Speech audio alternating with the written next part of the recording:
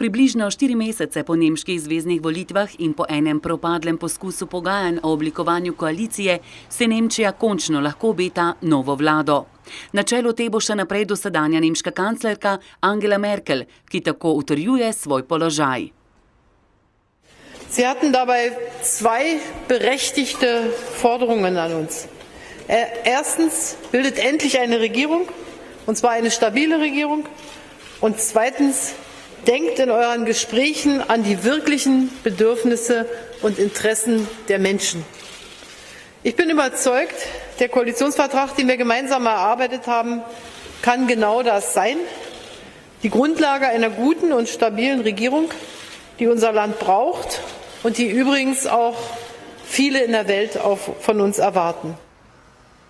V okviru koalicijskih pogajanj so si bodoči koalicijski partnerji že razdelili resorje.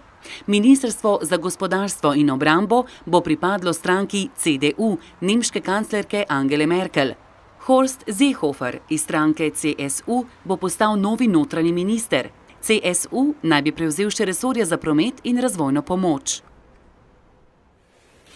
Wer diese 177 Seiten liest, und ich hoffe, das wird in großer Breite geschehen, der wird feststellen, dass wir eine ganze Menge Gutes für die Leute in unserem Lande vorhaben.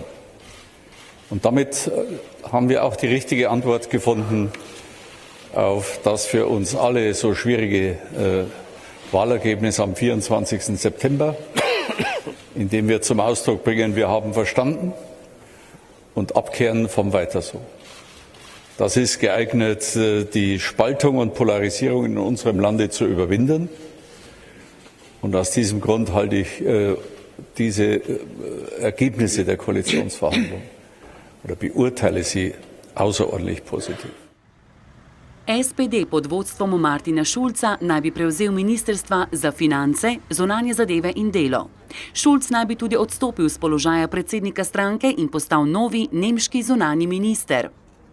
Dieser Vertrag ist stark von uns beeinflusst worden und wir sind auch dankbar dafür, dass mancher Kompromiss, der für die Unionsparteien hart war, am Ende doch erzielt worden ist. Wir machen Politik für die Arbeitnehmerinnen und Arbeitnehmer in diesem Lande. Wir wollen, dass die unbefristeten Arbeitsverhältnisse wieder die Regel werden.